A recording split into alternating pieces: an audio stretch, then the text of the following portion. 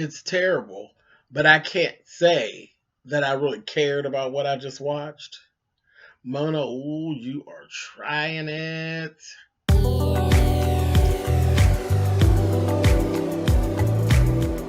And I'm like, come on through, Cookie. I'm going up on my soapbox. That's basically it. Let's talk about drag in all its forms.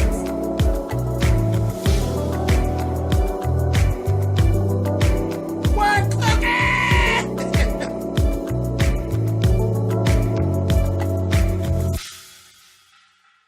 Hey guys, thanks so much for clicking on the video. This is my review for Season 5, Episode 4 of Love and Hip Hop Hollywood. As I said, I really didn't care much about what I just watched. Two of these storylines are going to be problematic for me. Okay, so let's start off with they brought in Tierra Marie. Tierra, she looks good. She looks good. I was over the old drunk bitch storyline last year. So I'm really not interested in playing that game very much. We are in now. She's at least doing her music. She's doing her music. She has a single that they showed that's come out, so that's good. She has this Akbar guy, and I'm just looking at him, and I'm like, he's not ugly, but he's not cute, and I don't trust him. Something about him just doesn't seem right. Something with Akbar just don't line up. The old gate mouth ass fucker. Something with him. I got my eye on his ass. But whatever. He seems a bit thirsty. Camera thirsty. And we all know what we know. Again, you guys know I don't live in real time when it comes to these reviews. I'm reviewing on what is actually being shown. So what I know has happened since then, I'm not going to talk about that until we get to it, okay? So that's that. But he seems a bit camera thirsty. You're a producer. You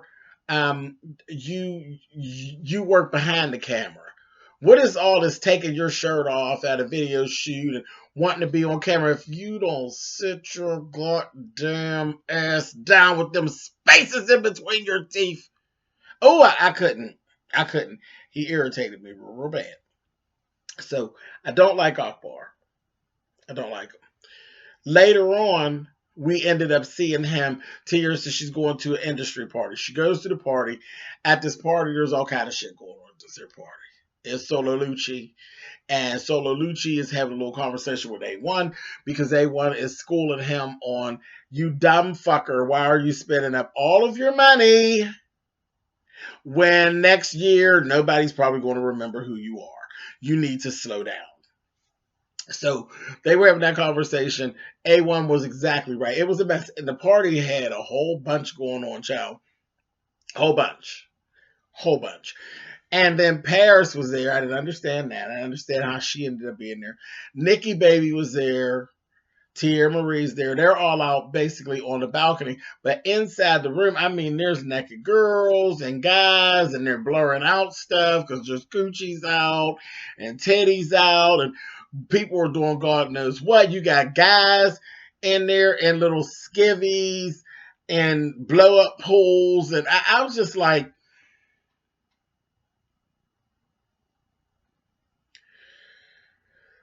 I don't. It just didn't give me a full.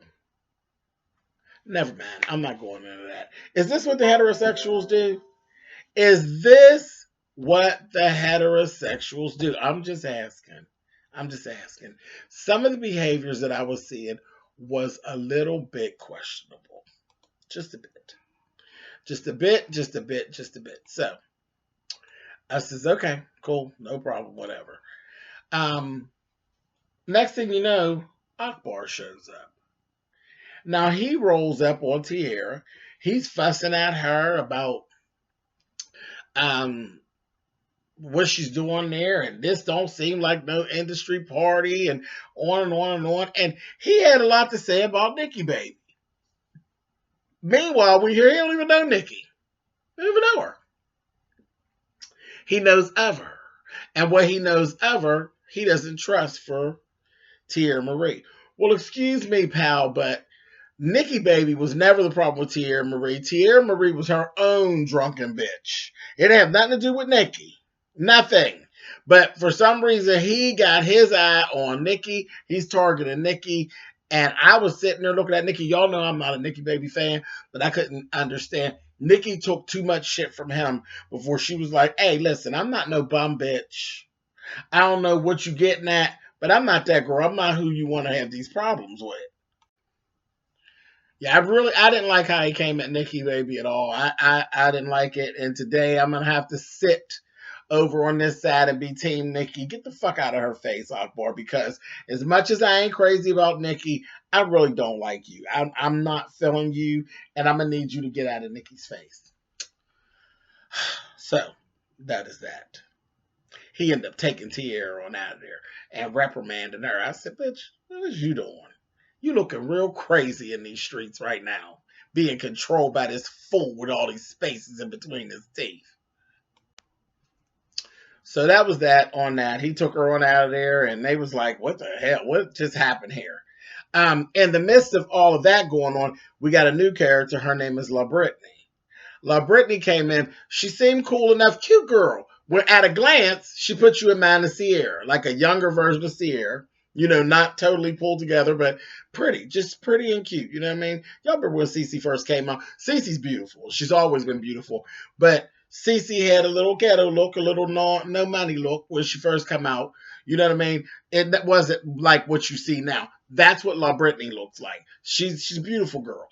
And she was very nice. She came in, she met Tierra. She was very happy to meet Tierra.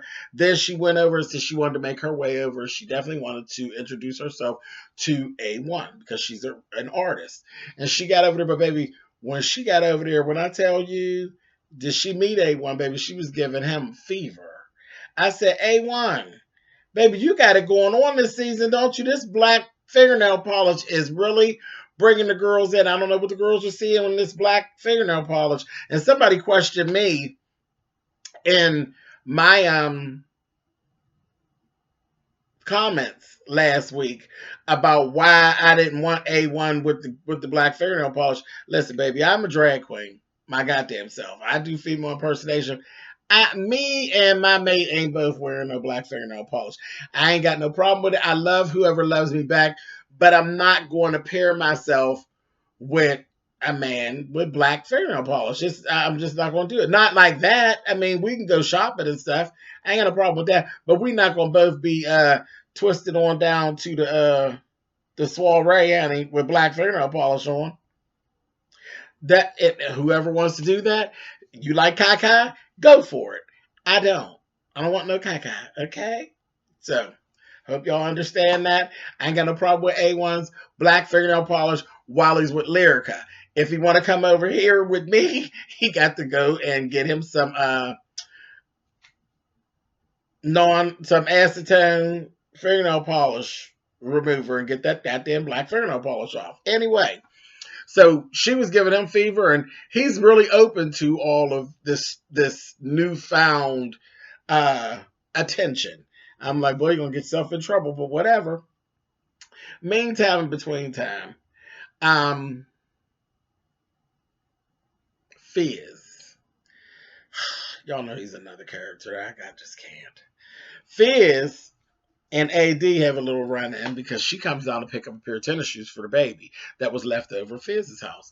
Well, lo and behold, guess who's over at Fizz's house who has supposedly just jumped up off of his little meat and has on lingerie, and she comes downstairs. It's Tiffany, AD's old bestie, her old ex. Yeah, they keep saying they ain't exes, but the way the two of them go at each other, child, there was some going on, honey, between the two of them, and I don't care what they say. Okay? I want to hear it.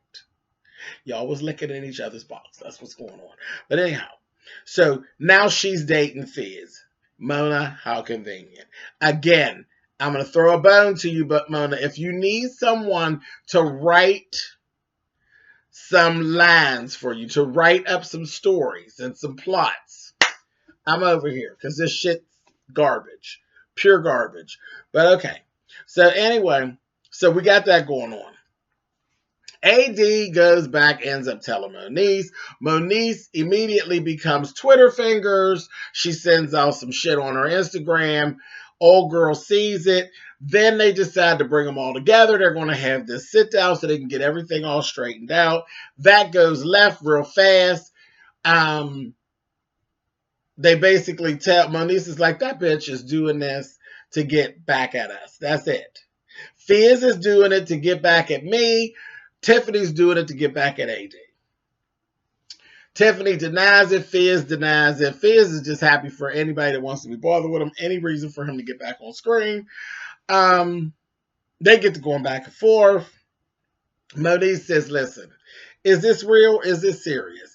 Yes, it's real. It's serious. She's like, okay, well, I'm out. I ain't feeling it. That bitch ain't shit.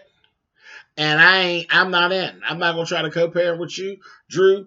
Every time I try with you, you always go find some whore I don't like. And I'm like, Moniece, come on, girl, you trying to run him. You can't run your love life and his, but whatever. So they do what they do normally. And they're going back and forth, back and forth, back and forth. Then Moniece tells the girl, okay, listen, it's on, bitch. Run up next time I see you on site, bitch. We can get it going, get it popping, this, that, and the other. Moniece throws some shit up about the girl and her baby. How many times has your son seen you with your pussy busted wide open, bitch, on a videotape? How many times has that happened? She said, oh, bitch, don't you bring up my baby. She said, how many times? She's trying to run. You know, they're trying to keep them apart. Then she tells Moniece, that's okay. I see my son every day, you slut. I said, oh, my God. So the two of them got beef now. That's that. Okay. Big Lyrica and Little Lyrica. They go and they do a radio interview. Lord have mercy. Big Lyrica, your ass is as thirsty as Akbar. Thirsty and ridiculous. First of all, Lyrica and Big Lyrica's wigs were on E. Both of their wigs was tore up during this radio. I said, good thing can't nobody see you two hoes. But Big Lyrica took all her time, honey, and jumped in there, and she just ran with it, got in that interview, and clowned. She called out K. Michelle, called K. Michelle a bitch of some sort or other. She got to trying to sing her song that's coming out. She was just doing the absolute most. So, you know, they battles. So Little Lyrica ends up telling her how she was stupid and how she made herself look stupid by approaching K. Michelle. She had to was doing that. She needed, which is true. And she needed to go sit her ass down. She said, don't tell your mother that she looks stupid, but you do look stupid. All on the radio. Live radio. They were down to Dawn to tell her on her little show. And then Little Lyrica ended up calling K. Michelle an industry cum dump. I said, oh. Gray was lighting K. Michelle up. I said, you all are going to be so sorry, honey. So sorry. Y'all keep on lighting K. Michelle up. You bitches are going to be sorry. K is not. She is not. Do you understand me? Going to keep standing up underneath this type of scrutiny with you whores with these raggedy wigs. Now, I'm living for K. Michelle acting nice, but them bitches is pushing it. They're pushing it, Kay. I'm waiting for you to get to coming out here swinging, bitch, because they trying it. Anyway, later on, Lyrica, this is the worst storyline of all right here. So, we got the whole thing with Safari and all of that going on. Oh, that was the other thing. Ray J and Princess met up, honey, and Princess told Ray J, you fucker, you stay out of that shit. You understand me, you little short bitch? You stay out of it. And I said, he ain't gonna listen, boo. But anyway, Lyrica and A1 get to go back and forth because Lyrica's questioning A1 about the pictures that somebody took of him during that little so-called industry party. She said, is this two girls licking each other? This is what we're doing now?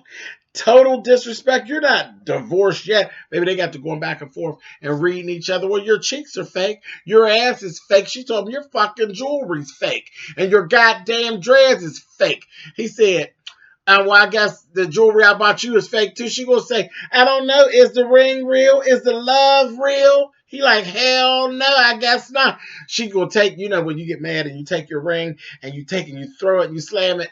Lyrica ain't no damn fool. Lyrica took her ring off so easy, honey, like that. You see how careful I'm taking my shit off? Because mine is real. I don't want my shit to break. That's the fuck how Lyrica did. She said, here, take it. Take the ring. I said, bitch. When you mad, bitch, you take that motherfucker and you throw it. When you done pay for it yourself, like so, you take it off easy, bitch, and you put it back on easy. Get the fuck out of here. Mother bitch, if you don't cut this shit out, it was horrible. And then the way they went back, I said, this is ridiculous. Back and forth, back and forth. Your cheeks is fake, your ass is fake. I said, who does that with their wife? Who does that? And the fact that a wife and a husband both have a long list of surgeries and fake hair, said your dreads is fake. I said, oh, fuck both of y'all. Fuck both of you two. Said, Mona, come get them. It was ridiculous. Ridiculous. Okay, and the most ridiculous of all, and I'm out of here, Marcus and goddamn Brooke. So Brooke, her stuff came back benign. There's no cancer. She's good. Thank God. Stassi seems to be maybe pregnant. When she got with Marcus and told him about the pregnancy, he was shading her left and right, got all off camera, and I just don't know. And I just real shit. Well, you acting like you ain't happy, bitch, because he's not. He's not happy, you dumb whore. You look like a fool on here, bitch. Pregnant. Ha! Dummy. Then they get over there, child. Brooke is sitting there. He ain't told Brooke about the pregnancy. But Brooke tells him, she has him come over and say, he's like, what am I here for? Then Stassi goes, well, she's going to say, oh, stop it. Could you go dismiss her already? It's over. You still think you got a girlfriend? Brooke, you look crazy in these streets, just so you know. He cracked her face, told her, I'm not letting her go about your bullshit. You don't know what you want. And Brooke is still sitting there like, child, we're getting married, and you need to start. I said, girl, he got you looking foolish. Totally foolish. None of this shit makes sense. This whole episode, I was just sitting there like, shout out to Rocks. The whole episode really does go in a file in the computer called Mona Bitch. Lord have mercy. It was ridiculous. Funny, but ridiculous. I'll catch y'all next week. This bullshit.